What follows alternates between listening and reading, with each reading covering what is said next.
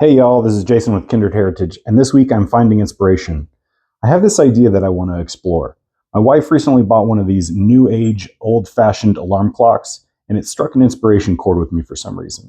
I'd like to create a purse that emulates it.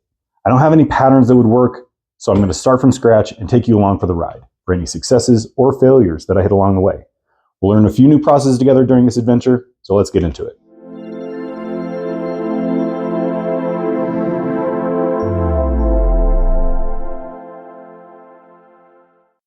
Here's where I plan to start.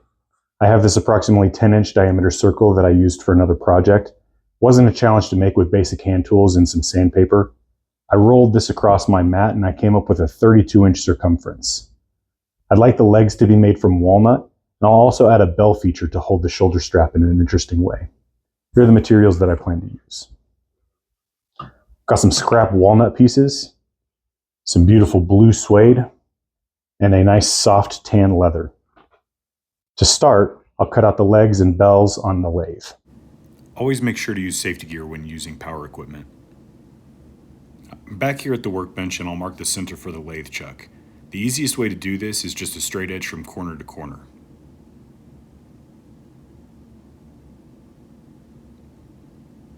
Any straight edge will work.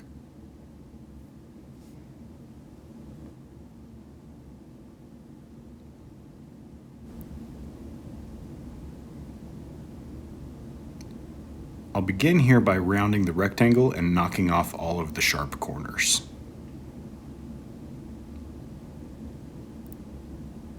Once I have a shape that looks like a cylinder, I can rest my tool on the top of the workpiece to test if it's actually a cylinder. If the tool doesn't bounce, that means it's perfectly round. Now I can mark out where I want the bells to be with a pencil, and these lines will be visible while the lathe is spinning. Then I can start shaping the bells. I'll begin by making the rounded top sections.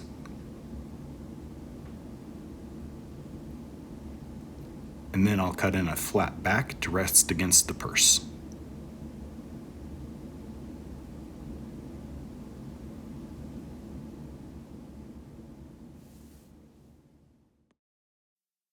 Well, that wasn't part of the plan. We'll work around this one way or another. Please, no! While these pieces aren't technically ruined, sometimes a setback like this tells you something. I probably did this in the wrong order anyways, as these bells might have been a little small for this project. I'll wait until I have the basic clock shape completed before moving back into the wood. I'll use the circle that I showed earlier to mark out the round for the front and back panels. Then I'll use a sharp pair of leather shears to cut out the round. I find this method to give me the best results when cutting initial curves. However, fresh box cutter blade does just as clean of a job. I'll try and avoid any blemishes in the hide, but sometimes that's not possible, and that's okay.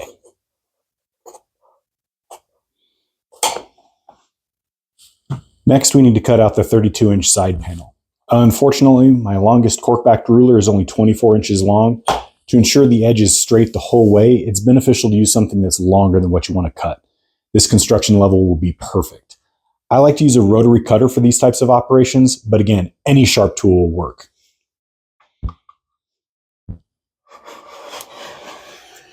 Now that we have one straight edge, I'll measure the thickness of the purse. I've determined 3 3/8 inches is ideal for the stitching punches that I plan to use. Slight snag here. I started by using this awl, but this leather is very soft and the holes are virtually invisible. Don't be afraid to use a marker or a pen to make these marks. Next, we'll line our straight edge up to these marks and fire away.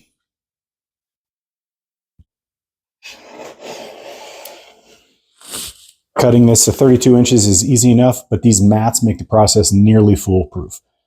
First, we'll line this long edge here against one of these long edges on the mat.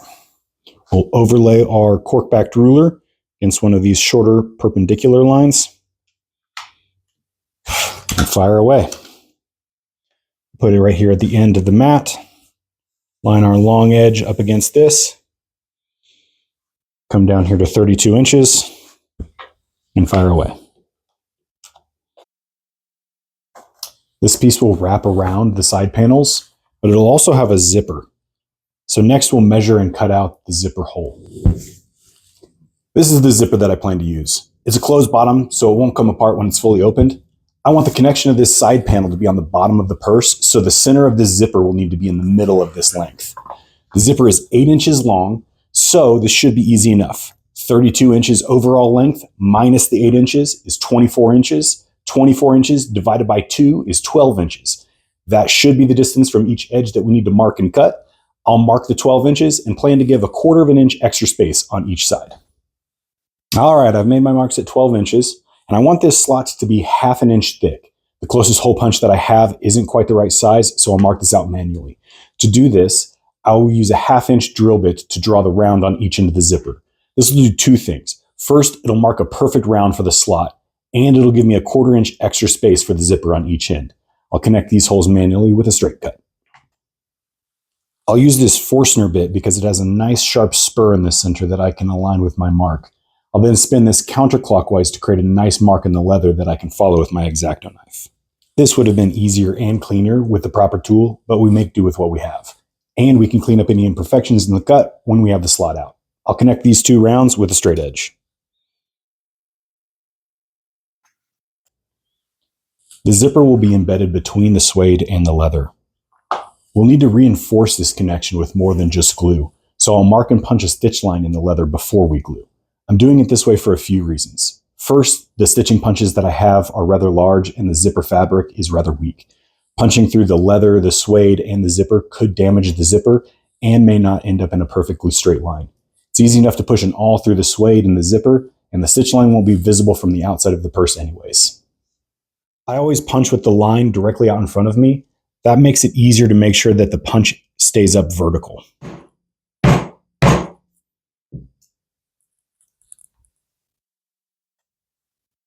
Straight line punches are easy enough. Just backfill 1 to 2 holes and keep the punch vertical.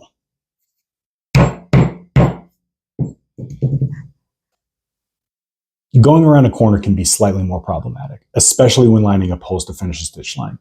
I usually lightly push the punch to see where the hole will line up. If it lines up perfect, great. If not, then play around with the spacing until it does. You can push to the front or back of a hole to get slightly different spacing.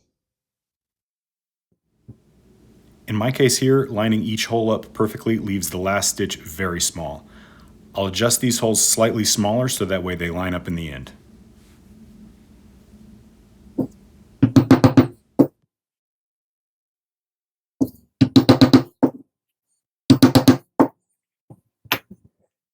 Well, my camera died while filming the next 2 steps, but before we glue, we needed to cut a similar hole in the suede so the zipper actually goes into the purse.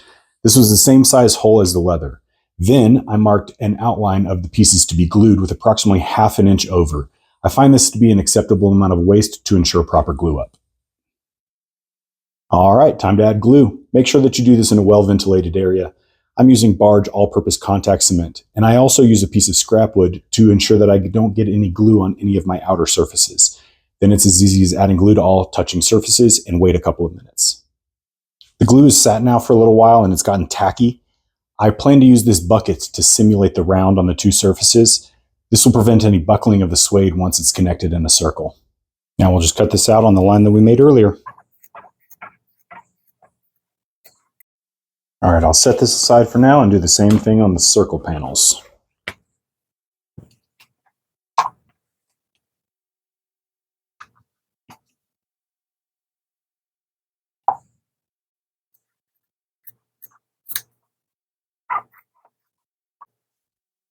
Cutting off the excess is the last step. I will use a sharpened skiving knife because I'm out of fresh X-Acto blades, and we use what we have.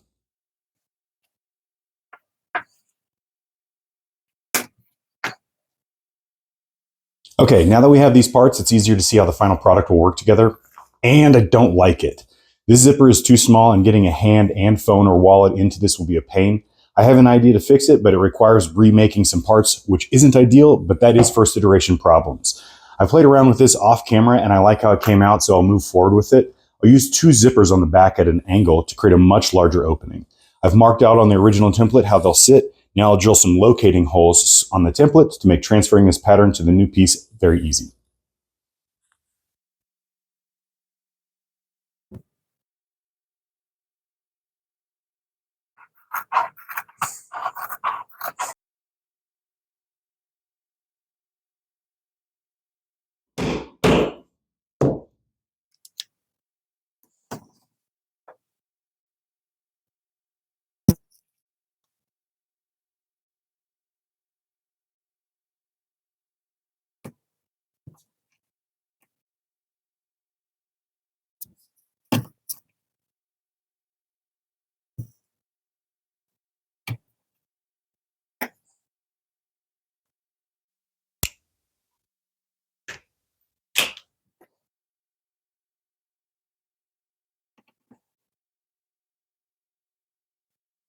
Okay, now we need to do the same thing on the suede, so I'll clean up this mess and get moving on that.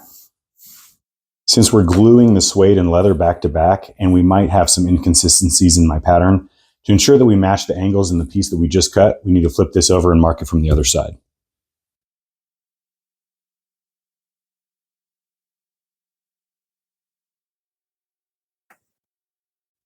I had some issues with my first zipper's glue up. Wasn't quite as straight as I would have liked.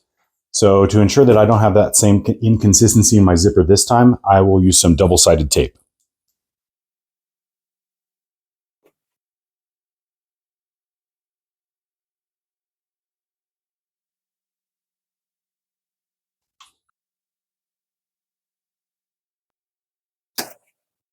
Now I'll work on some wood accessories. I think because this is inspired by an alarm clock, a few clock hands are in order. I've printed this off of Google and make a set from the same walnut that I'll use for the other parts. But first, this piece needs to be smooth. Holding a thin piece of wood like this in a vise can be challenging, and I like to glue them directly to my workbench.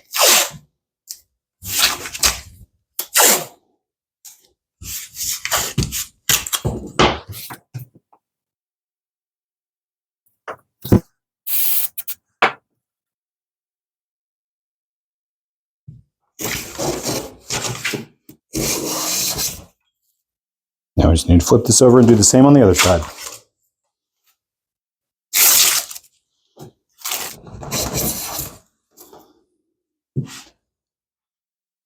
The astute among you may have noticed that I did not use a marking gauge to ensure equal thickness throughout this piece. And you're right, I didn't. But I don't need this piece to be perfect and it's close enough for this project. So next, I'll glue the printouts to the walnut and get to shaping.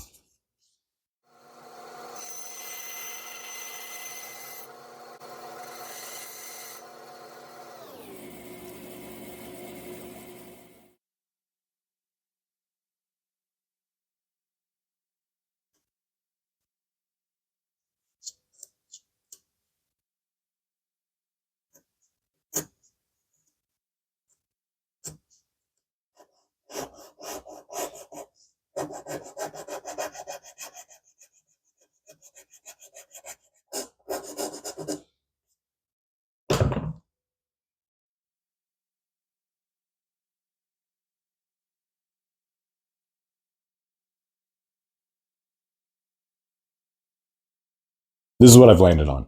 It's an hour and a minute hand, one back piece to attach to the front panel, and I found these screw caps that should hide the front screw nicely. I'll wait to install this until after I have the shape finalized. Let's do some stitching.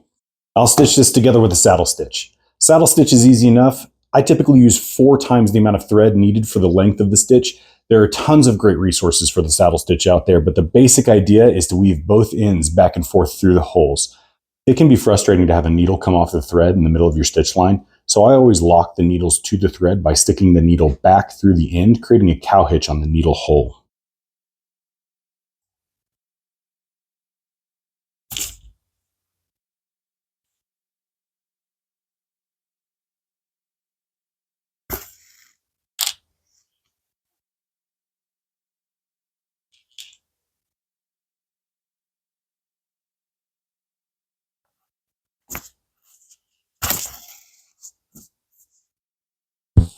I didn't punch holes in this panel prior to the glue up, so I'll need to do that now. And if it damages the zippers, then so be it.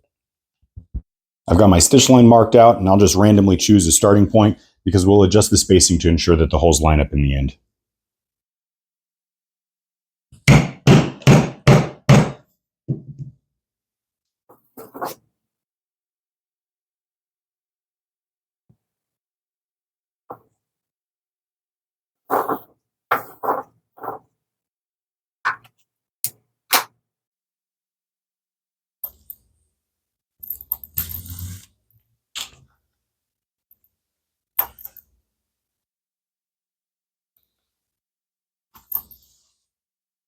Sometimes I'll also use my body to hold the panel. One of the issues that I've run into with this technique is that when pulling the thread to the back, you can pinch this thread against your body and can burn the leather, which can leave a line pointing directly to your hole. So just be careful.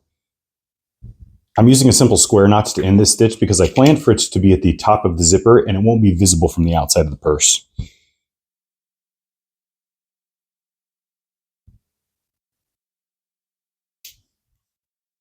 Time to make the shoulder strap holders.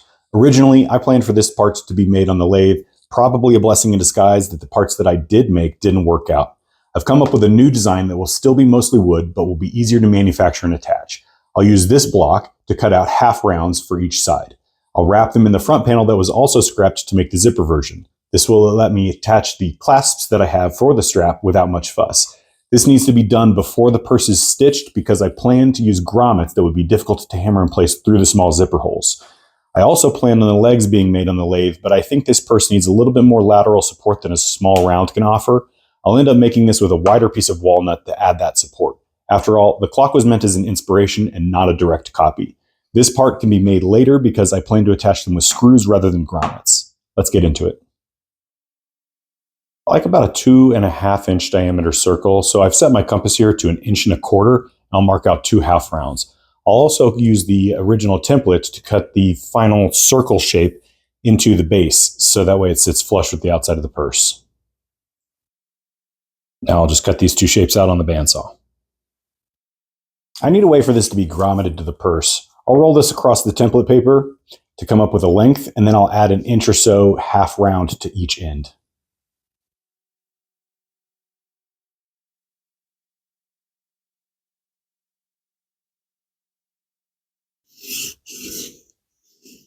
Here's the template that I came up with.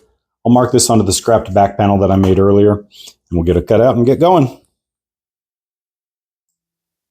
I've just oiled the sides on these because I want the glue to be able to stick to this surface, and I don't want this surface to rub off onto the purse.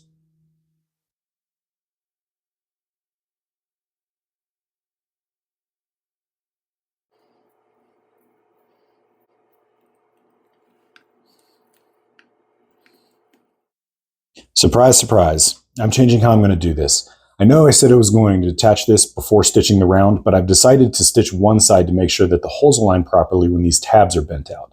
I've always planned on using a box stitch on this project, and I have never done a box stitch before, really. So let's learn how to do it together.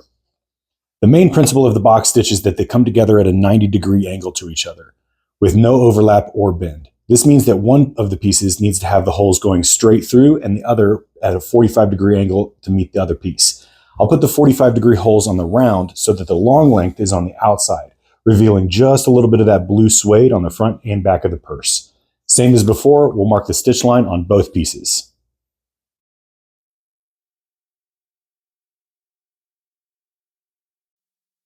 I'll start by punching the holes in the long straights first. This part's pretty straightforward. Just punch the holes, same as the other pieces.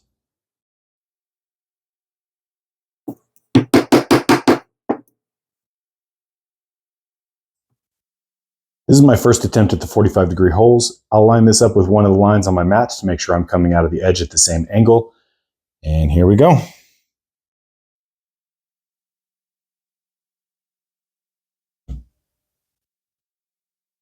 To stitch the long piece into a circle, I've punched 45-degree holes on both ends. This is still a box stitch, but will butt together instead of overlapping at 90 degrees. And the same as the saddle stitch, we'll start by weaving back and forth. It's working. It's more difficult than I thought it was going to be, but it is working. I find it's easiest to pull all the way through one of the holes and then into the next hole, rather than trying to go through both at the same time. Let's talk about this stitch and what I can do better. First, I was mistaken. This is actually a butt stitch. It isn't super difficult, but I did find that I'm pulling too tight on one side versus the other, so I'll be sure to pay attention to that in the box joint. The technique that I used, I had both ends of the string on the same side when pulling tension. In the future, I'll pull opposite each other. Next, we'll punch the 45-degree holes in the rounds. I'll use the 2-prong stitching punch to make marks where I want the holes to be. There will be a slightly different amount of holes on this piece rather than the long piece due to the slightly different circumference. That's okay though, we'll adjust the stitch to account for that. I just need to make sure that the spacing lines up in the end. Time to punch some holes. This part might be a little bit more difficult because it's round. Mainly we need to make sure that we keep the same angle for each hole. I'll rotate the piece after every hole to keep that hole pointing directly away from me rather than trying to adjust my wrist angle. This should make keeping the same angle much easier. One eternity later. I did the same thing for the front panel, but before I stitch it in, I'm going to mark and punch a hole for the clock hands that I made earlier. I found center on my template and I drilled a small hole, and now I'll just line these up and poke. I'll attach the hands later so that way I don't damage them while stitching, but now we're ready to stitch. It doesn't really matter where we start on this panel because it doesn't have any defining characteristics. So I'll just start here by the zipper.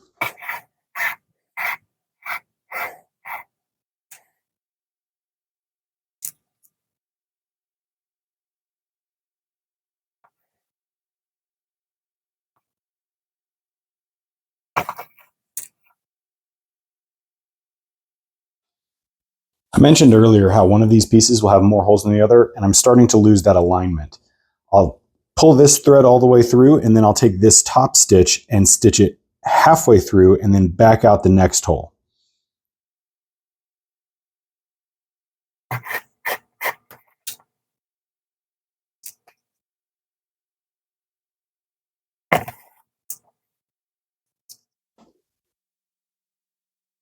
Not to toot my own horn, but for a first ever attempt, I think this came out pretty good. I don't want to rest on our laurels though, so we'll go ahead and add these strap holders.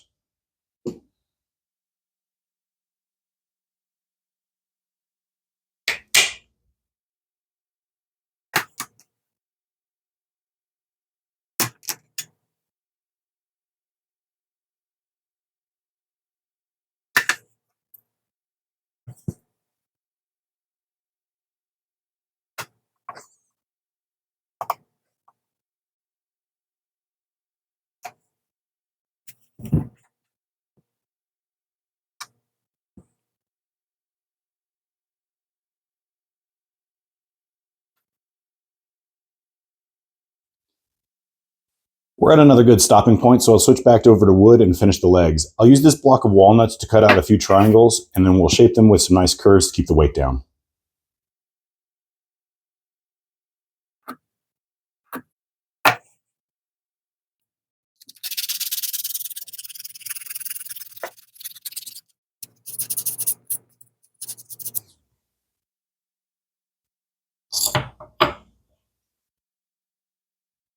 I don't have any brass screws for these legs, so I'll make them. And by make them, I mean I will brass brush them. I'll simply heat them up to red hot, and then I'll brush them with a brass bristled brush.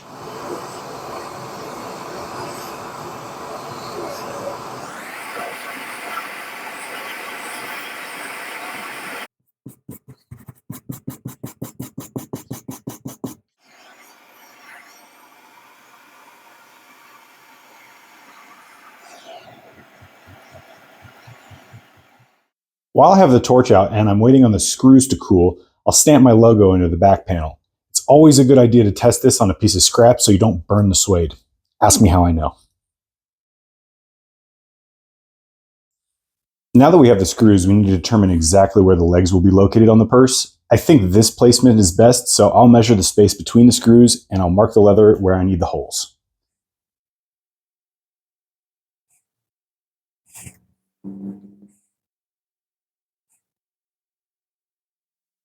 Man, I really like the way those came out.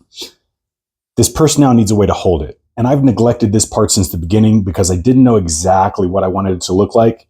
Doing things this way allows my subconscious to work on the problem while I fight other problems. I've landed on a braided design for this handle, and it'll be much shorter than originally planned. More of a handbag than an over-the-shoulder. 22 inches is probably about as long as I want to go. I cut this piece to 28 inches so that way I could have 4 extra inches of space on each side, so that way I could attach some D-rings that will hold it to the purse. I'll glue this to the blue suede so that way it matches. Now that I've got my strip glued to the suede, I'll cut 2 strips lengthwise into it. I'll first start by making marks at 4 inches and then divide this into 3 pieces of 1/2 inch each. I'll do the same on the other end and then I'll connect the lines. To fit the D-ring here on the end, I need the connection point to be 5/8 of an inch thick. I'll mark the center and measure 5/16 of an inch on each side, and then I'll do the same 1/2 an inch away from these holes up here, and then I will create a curve that connects the two.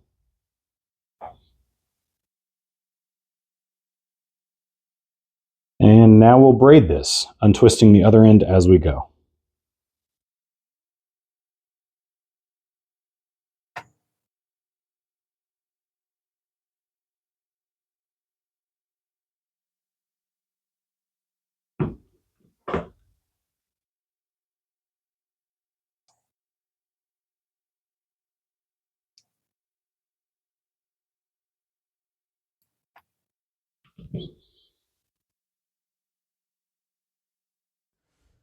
It's finally time to stitch this panel in place. Same as before, I'll box stitch it on. I just need to make sure that I align the zipper to the top.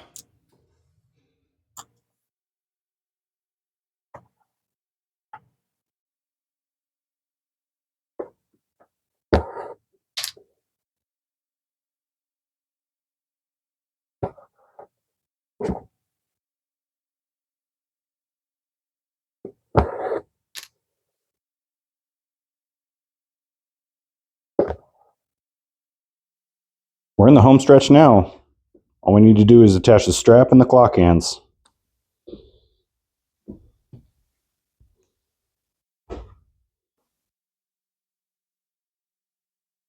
And here's the final result. I think it came out pretty nice for not having a pattern, doing a few firsts, and hitting some roadblocks. I like how the bells and legs came out regardless of how I initially wanted them. The zipper on the back is super functional. The handle is a great size, and I think the braid adds a nice touch. The clock hands move nicely and they stay put, and at least I think it looks nice. So what did I learn? Finding inspiration can come from the most mundane of things. Don't be afraid to adjust your expectations. A box stitch isn't as scary as I thought it would be. Gluing zippers is challenging. Take your time and probably use double-sided tape. Creating a template as you go allows you to make modifications and mark hole placement for future repeats of the project. Some things that I might do differently next time: a longer zipper. This one works, but it can be a little tight to get my hands in, so probably best suited to dropping stuff in and using the back panel zippers to retrieve items. Maybe a full opening on the front of one of these edges. Perhaps some wider legs to add some more support, or even a third one to allow it to lean backwards. Anyways, it's 5 o'clock somewhere. See you next time. Thanks for watching.